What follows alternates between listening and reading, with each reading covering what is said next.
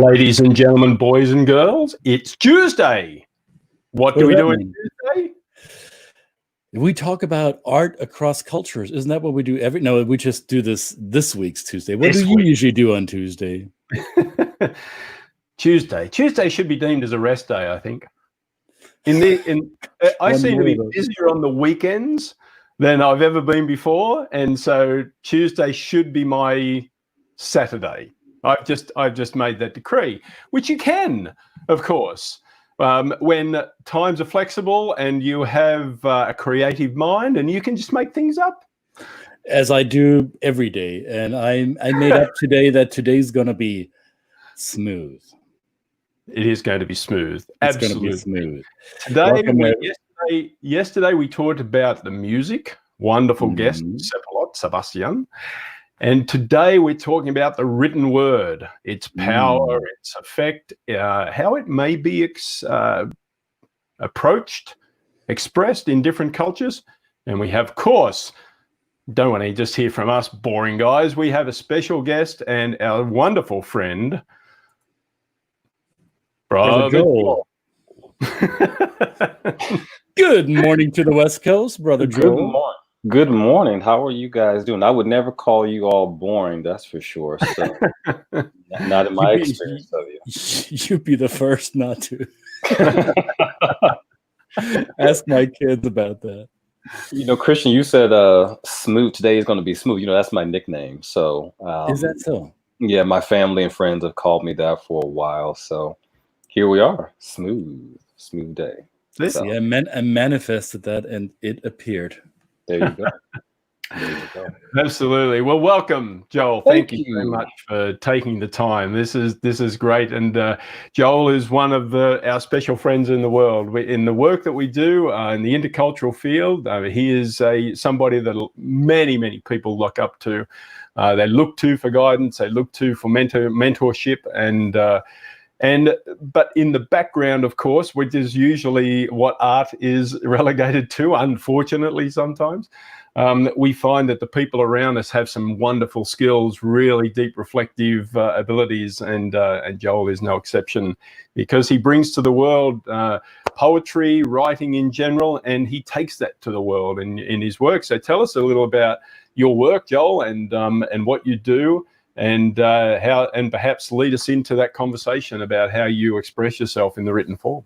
Sure. So first of all, thank you to you both for having me, and hello to all the people wherever you might be tuning in.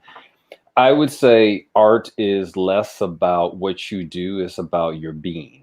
And I think that's the first way that I would describe it. So frankly, if stripped of all the other wonderful things that you said about me that I paid you to say, the thing I would say, if there's one thing that I would describe, one way in which I would describe myself more so than anything else, is as a poet. And I've been doing poetry. I've been a poet now for as long as I can remember. Like I said, it's one of those things that is who you are.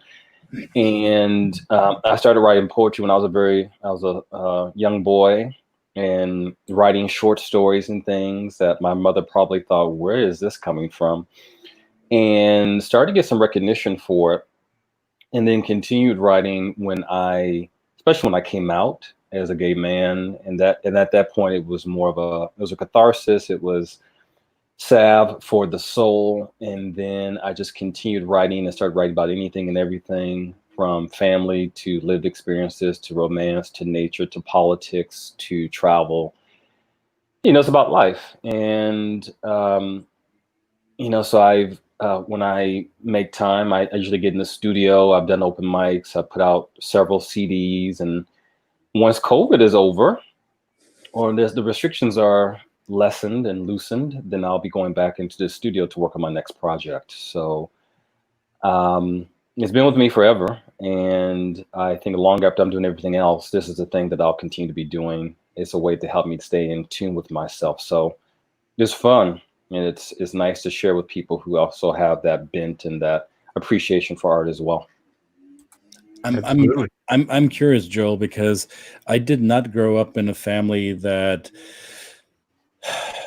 fostered or encouraged creative work. I grew up in a fairly working class family, and poetry I wouldn't want to label it as such, but to me, it appeared as something frivolous or as something that you do once you've accomplished everything else in life. That is something, not something that would be my first goal to accomplish.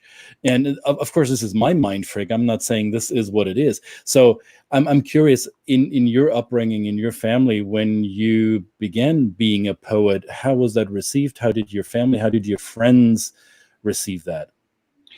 I don't think a lot of people knew about it, but I would say to you, but I was certainly exposed to art because art is the language of resistance. Art is the language of protest. Art is the way for many communities, particularly the African American community, the LGBTQ community, and communities all across the world, to find their voice and to reclaim who they are.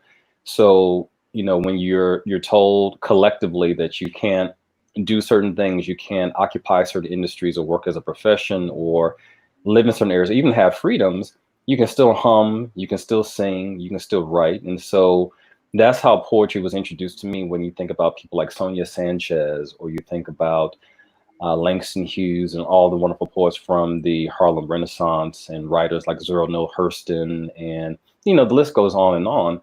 So for me, it was a way that it connected me to the past. It connected me to the narrative of being an African American, also being a queer man. And my family, I think, they would watch me, and they still do.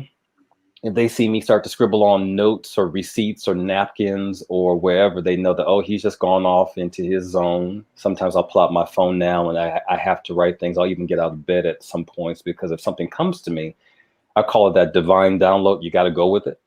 And so, yeah, I do think there were probably some conversations of like, no, what are you going to do with this? Maybe from a few people, but no one really, but people were appreciative. And actually, different events and family gatherings and occasions, they would encourage me to, share something. My sister's a really great writer too.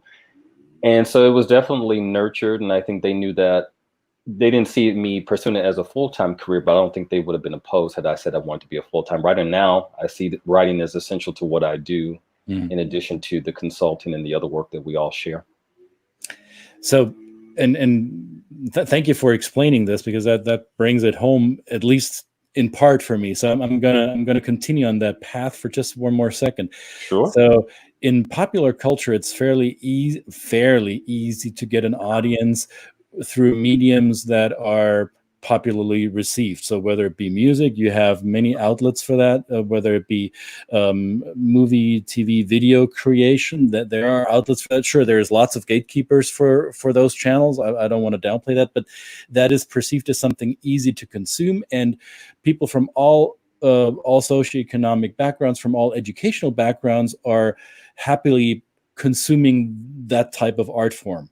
Now, with poetry, I would suspect it is not quite as easy. It takes an audience that is willing to consume and look for the art. Or is that different in your experience?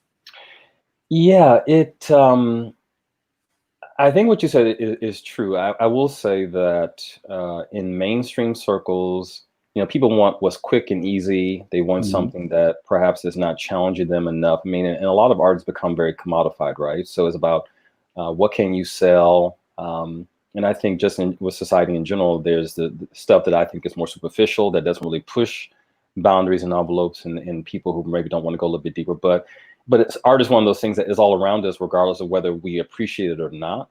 And I would say to you, it depends on the audience. So there's some people who are not looking to be introspective or reflective, but I think all of us do. I think all of us are artists in a particular way. I think all of us do have an artistic ability and talent. It's just something that's been it's not been nurtured or cultivated. We've been told that we need to, make money and build an empire. So I would say that for true art, and I think if you talk to artists, even those who have been very successful, and some of the people we may know as household names, they will all share with you the same belief too, that art is something that you really have to fight for in society. You have to really fight for your authentic voice and your place, and to do it in your own way, and to have agency, because art is actually the best thing about art is that it's empowering, and that it gives you the space for agency. So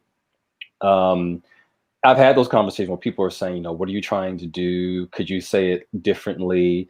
But I think particularly in the time that we are in right now, people want art. They want some truth telling, which is what art is, because of what's going on. And they may not have the words and they may not want to regurgitate the news, but they're looking for things to be shared in a different way. And art is one of those things that it can instantly grab you. Like it doesn't, you hear a piece of music, you hear a piece of art, you see a painting, it instantly grabs you. It doesn't need to do anything more. And it can do it in a way that accesses all of your senses. I mean, that's what the best art is. Not just about, it's not news. So it's not, it doesn't have to be coming from just an auditory or visual format, but there's something that's supposed to really speak to your soul. Mm. And I do find that people are into it. And I think that people who are not naturally attuned to it just have to wake up to and reawaken and reimagine the part of themselves that really I do think will speak to art. And it's all about how it's packaged, because when I was younger, a lot of the art that I heard was basically by, white straight men who had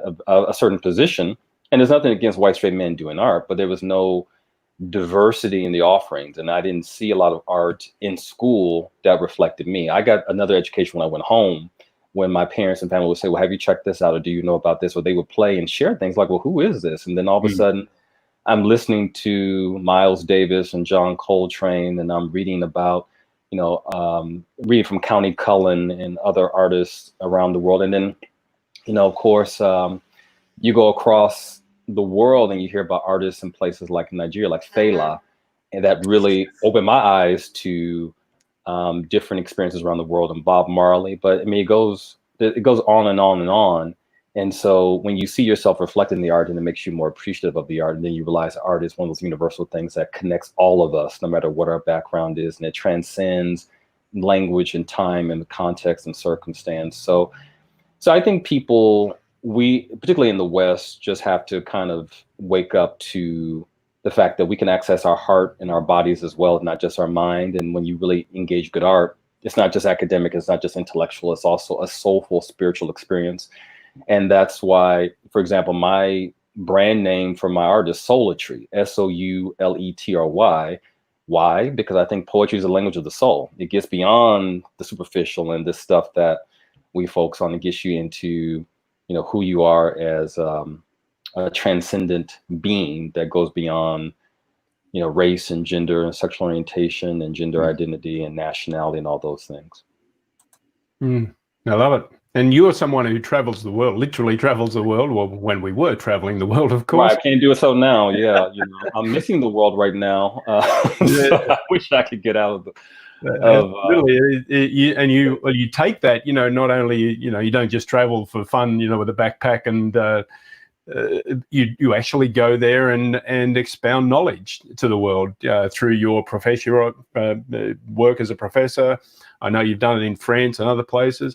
How do you, I'm kind of interested in terms of how you approach a student, a room full of students. Do you use your poetry? Do you use your writing to frame some of the concepts, what you're teaching, and to make them understand? Right. My students think I'm crazy. I'm just going to tell you that straight up. So when they come in the room, so first of all, I like to play music when they come in, just to get them stimulated. So I've had people come in and be like, is this the right place? And I say, well, it depends on what place you're looking for. And then they say, oh, is this whatever class? And I say, yep. And you can see them looking around like, okay, maybe this is a joke. They're on Candid Camera, which is an old US show that would play jokes on people and then record it. And so there's that. And then with the courses I teach is all about incorporating creativity into leadership and helping people understand that the creative elements that we think about that are typically reserved for artists should also be brought into leadership. I mean, so there's two different ways of looking at creativity. It's creativity in terms of bringing something new into creation, which I think is important for us as thought leaders to be thinking about. But then there's creativity, which is accessing different modalities, because I never was one of those students who just wanted to, do point and click and look at the screen and have someone lecture to me. How boring is that? So I try to use all modalities as I can, whether it's improv, storytelling, theater, music, art, graphic recording, And that doesn't mean that I'm well versed in all of those things, but it just means that I want to free up and create a liberated space for people to use what works for them, and so they can access it. And I encourage them to do that. And typically they go from thinking I'm crazy to thinking I'm cool, then they think I'm some type of genius. And I say to them, it's not about me being a genius, it's about me giving you space to tap into your own genius. And that's what they're typically doing. And that's what I try to do in those spaces, is create space for people to be their most brilliant self, because then they're teaching me. And as a professor and as a global citizen, it's less about me and what I can bring to a certain place. It's more about what I can learn and what I can help to facilitate in terms of people's own experiences. And so that's how I feel like I learn, and I'm a student and I get a lot back. So I think most of my students have really enjoyed me, but I think a lot of them definitely get stretched outside their comfort zone, because once again, we're teaching people from a societal level not to tap into that. And I hope with everything happening right now that we can break out of those confines and allow people to be more of who they are and to tap into their creativity. Very cool. That was smooth. That was smooth. At some stage, they must just think you're smooth, man. That would be it. Well, sometimes they do, because they're like, oh my God, I'm sitting here and I'm doing some type of storytelling. I didn't think I had it in me, or I'm sharing some poetry. So you slip it in, and you help to build this safety and the comfort, and then before you know it, they're doing their thing. Well, and isn't it partly because we've been conditioned in school or in families or in our social circles that this type of expression is not rewarded, right? It at least in most within my circle of friends and the socioeconomic environment that I experienced growing up, this was not necessarily encouraged, and that's why probably your students, I would suspect, had a similar experience growing up, and they first think Brother Joel's crazy, and after that they think, oh, smooth. But I think that's a great transition for all of us in this field, is to go from crazy to smooth. Yeah, that is something to live up to. As Ben Zander talks very much like you. It's about finding what's in the person, right? The possibility of what the person can achieve. He assigns an A to all his students the very first class, and then he says, don't tell me how you're going to live up to it. Tell me how you're going to live into it. Right? That's it's amazing. It's a transformation. It is. Monica says, will you have Joel show his impact? I'm not sure what the question is, but if I might kind of lead it in my own way and say to Joel, do you have a piece that you could you could read for us at least? Sure. Did you come prepared? Sure. This is an oldie but goodie. It's this is from 2009. But I think it's kind of relevant to today. So this is from a poem I wrote called 360. It says, tell me, what should it hurt a man to hope?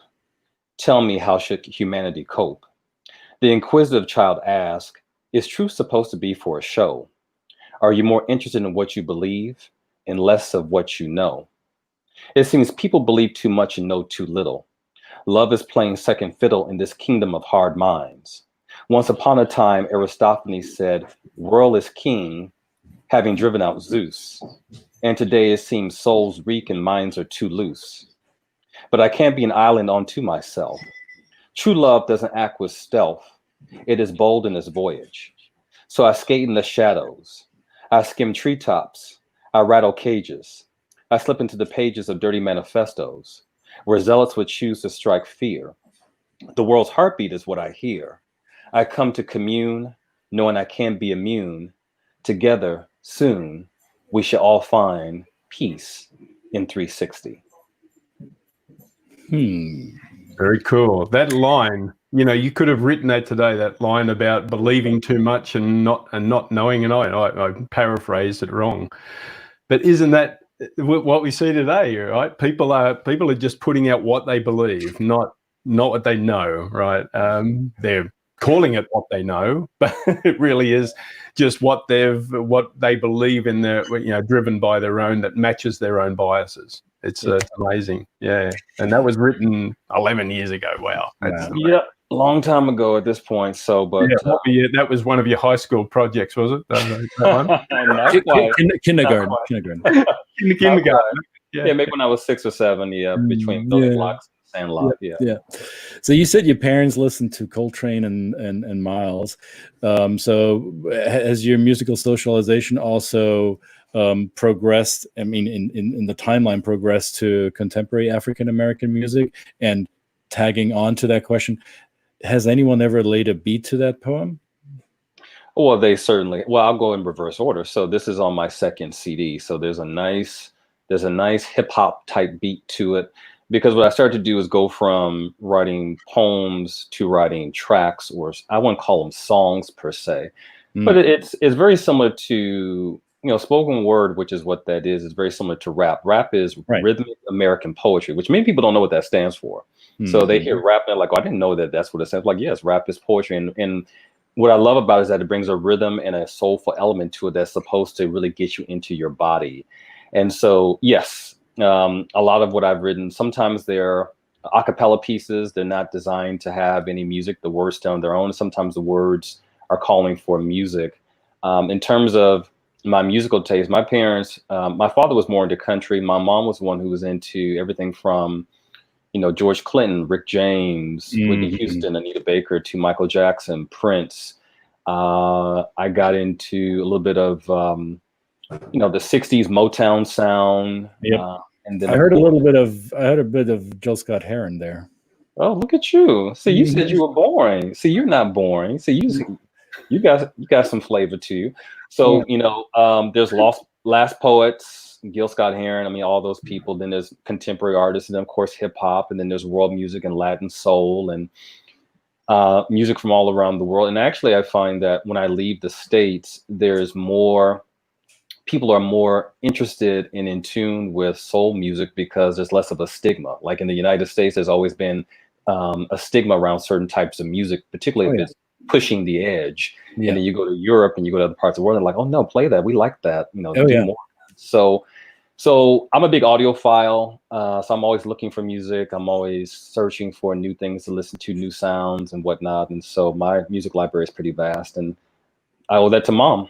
So Mom helped me with that. Good.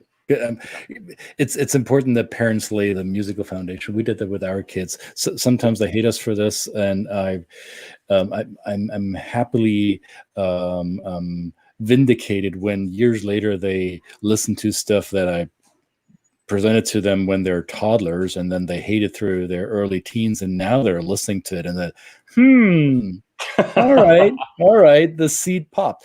And to your point with Europe and so I think I may have mentioned this before in this format.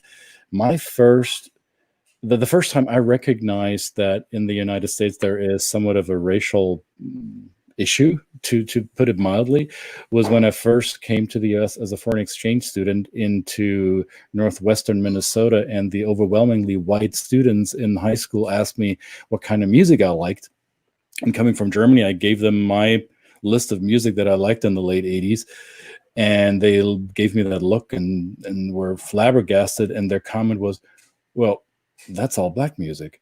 And and my response was, oh, and that matters how? I did not understand that comment, and until they said, well, and here's our laundry list of music acts that we like and we thought you would like too. And I was like, what is this? I don't know what you're talking about, and no, this is not my cup of tea. So different culture, different cultural and art environment makes for completely different tastes and approaches to certain genres or certain messaging, right? Right. So I'm curious, where in Northwest Minnesota, were you at Crookston, or we'd have to talk about that offline? Where in Northwest? Northwest. I went to high school in Detroit Lakes, about 40 minutes east of the Fargo-Moorhead area. So those of you who watched the movie Fargo, yep, it is like that. Oh, well, bless your heart, Christian. Because I went to school at the University of Minnesota, but art is, it's something that, once again, if we look at it in the right way, it's something that has universal application. And traditionally, yes, people would look at things like, I remember a time when R&B was it's kind of taboo. And then of course, you know, country and R&B have similar roots, but you remember rock and roll was taboo at some point. And then it became whitewashed, and then it became palatable for the mainstream. So then you start hearing about people like Elvis Presley and whatnot. But you know, as long as it wasn't Chuck Berry, was right, it's or okay. Little Richard, right, Yeah.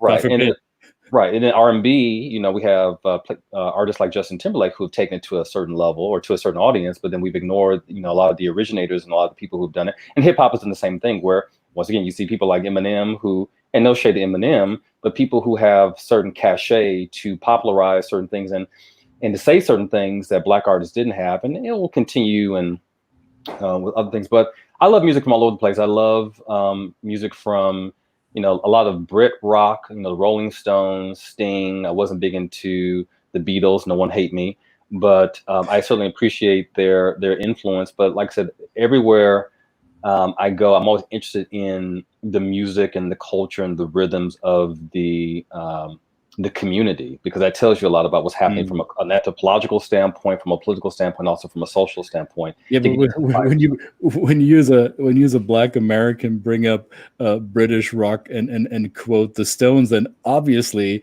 there's a deeper connection than Beatles, because the Stones music is all based on Delta blues, right? So right. Yeah, absolutely. This is the story that art tells us, if we want to listen to it, that there is a global interconnection, usually based on routes that were established because of slavery or because of other nefarious reasons why these were established in the first place. But on the back of these malignant paths grew something of global beauty, and that is something that we should never forget when we look at art, right? Right. We can't separate, you know, art is also a reflection of history. I remember I took, for example, an African-American literature course in college at the University of Minnesota. And the way the teacher was teaching the course, he was talking about the syntax and the composition and the format of the words. And I said, well, and I remember he and I had a disagreement, because I said to him, you're teaching this from an English perspective, but you're not teaching this from a historical perspective. You have to honor both. And I remember when Prince transition, he died, that's the word I use, and I remember there were some people online who were saying, you know, I didn't really realize that Prince was really Black, like, you know, I don't know if I can really like, they're going back through his catalog. I'm like, well, once again, even in the way that a person sings, even in the way that they strum the guitar, even in the way that they flip their words, there's a message there. There's something that is reflecting their experience, and we can't separate the two. And I know a lot of people have tried to do that, where they listen to these records and they listen to art and they go to see theater and plays and paintings and they want to separate it, but you can't. And that's the beauty of art, is that if you're really paying attention to it, that you are called to recognize their cultural experience and their cultural perspective, and also your place in it.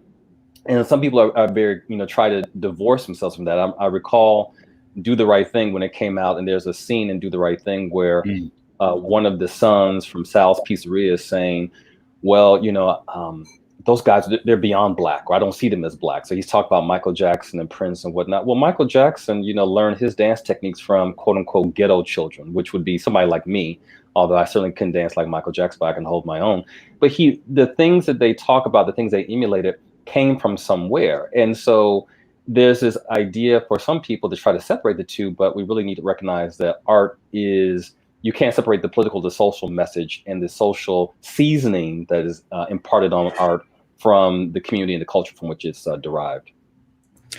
Which is why it's saddening to see that a society like ours, and when I say ours, it's the one that the three of us live in, the United States, is devoting less and less resources to art education, art appreciation, and art financing. So I think whenever they burn the books, as they would say in Germany, when they started burning the books, or when they start hiding art and the creative process from the young people, that's when society is in trouble. Oh, well, and I think it's by design, right? I mean, we've seen this trend over the last 20 years of getting rid of art education, humanities, any type of progressive education or liberal arts education, to focus on business. And I say it just like that, and not that business is not important, but, you know, trying to basically make people functionaries of capitalism and make people functionaries of a white supremacy movement where it's just about how much money you can make and fitting people into a mold and a model that robs them of their complete humanity. And that's why we have to fight for that. And I also wonder and worry about students who don't have a well-rounded education, because there's many different levels and forms of intelligence, and artistic intelligence is one of them. And sometimes using these different creative elements is what helps. It makes it easier to teach things like math and to teach social sciences and to teach writing and all that stuff. But it's by design. But I think there's a pushback. And I know that for many parents like yourself, and many of us who are just, I won't call myself an elder, but many of us who are in the community, there's education that you get in the schoolhouse, and there's the education that you get at home, where you say, we're going to listen to this. Like my mom would say to me, I remember once she came into my room and I was doing something, watching a basketball game, and she said, I want you to turn on the TV to this documentary. And it was Eyes on the Prize, and it was a documentary, and it was a film that talked about the history and the struggles of the civil rights movement. And, so I think we have to be revolutionary and countercultural in how we approach this, and also push back and not allow our education system just to basically put out robots and drones and be like factories, which is what essentially they have become.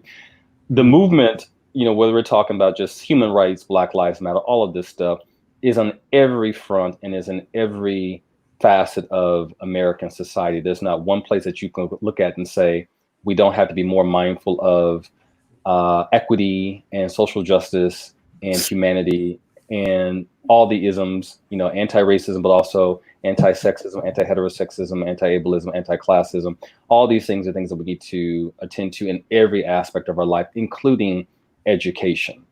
That's really important. I'm glad that you brought that up. Smooth.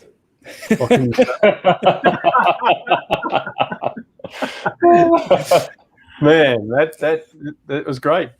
I mean, can we talk another 3 hours, please? Yeah, I would love to. We'll have to find some time to do that, but I would love to do that. Art was my saving grace. I think that's one thing I will say to you, is that as a young Black gay man from the north side of Milwaukee, who didn't feel like he fit into any place, and our friend Dr. Monica Duvall has talked about doing her work on third culture kids, and as I started to read more of her dissertation, her work, I feel like a third culture kid, and felt like one living where I did, because I feel like I was in neither place. I was neither fully embraced in the African American community, never fully embraced in the LGBTQ community, and frankly, I never really felt fully American, which is probably why when I go overseas, people are like, wow, we're shocked that you're an American. So poetry, they do. And poetry is one of those things that allows you to, when I didn't feel like I could connect with other people, it was the pen and the paper that allowed me to feel comfortable and safe. And what humbled me and what also helped me to grow was when I started traveling more and recognizing that a lot of people could relate to what I was sharing, and I could relate to a lot of what they were saying, regardless of where we came from. And also recognizing that a lot of the things that I've experienced are things that other people have experienced, and also learning from their stories and their experiences too, and recognizing that that's part of my truth too. But I don't know where I'd be without poetry. And I wouldn't know where I'd be without art. It's the one thing that helped me to see myself, to feel myself, and to understand myself at a deeper level than anything else that I could have gotten. No textbook, no theoretical framework, no quote unquote intercultural model gave me the information and the knowledge and the courage and freedom that art did. Art still does that. And that's why, frankly, I probably would describe myself first and foremost as an artist before I would describe myself as anything else. I love it. Art is your savior, people. There you have it. Thank you, Joel, for taking time. Smooth time. I loved it. This has gone by too quickly. Yeah. Yeah, do this. Yes, it has. Yeah. And that's what happens when it's good. So thanks, Brother Joel. Brother Brett, you have another announcement before you send us off here, right? Yes, if you have time, I just want to bring this up. Our and of course a wonderful friend of Joel as well, Kelly McLeod-Shingen, over on her site KMS Consulting, is hosting a live chat at the moment. It's Stories of Inclusion. She's doing a series on that. That is actually going on at the same time, and I encourage everyone to go over. And if you're watching the replay, find Kelly McLeod-Shingen on YouTube or Facebook or LinkedIn or wherever your favorite platform is. But that is taking place over there on Facebook Live as well, and that's where I'm going. I don't know about you guys, but that's where I'm going. And if you have any questions about just want to check in with me or learn a little bit more about my poetry, you can find me on Facebook at Joel A. Brown, LinkedIn, I think Joel A. Brown, and then my website's pneumos.com, PNEUMOS.com, or Solitree, both of which are under construction right now, but you can reach me, and also on Twitter at Joel A. Brown 7. We'll post the links. People will be perfect. Able to find you. Yeah, the Pneumos. I just posted the Pneumos link in there as well, and we will put in the show notes. Of course, you'll be able to find that. It'll be in the comments on all the platforms. Brother Joel, thank you so much. This again, it's just been too short. Brother Christian, thank you. As always, it's impactful and insightful and profound, and we thank you so much. We're grateful for your presence, and we should do this again. That was wonderful. Thank you so much. All right, Stay smooth, people. Bye, everybody. Bye.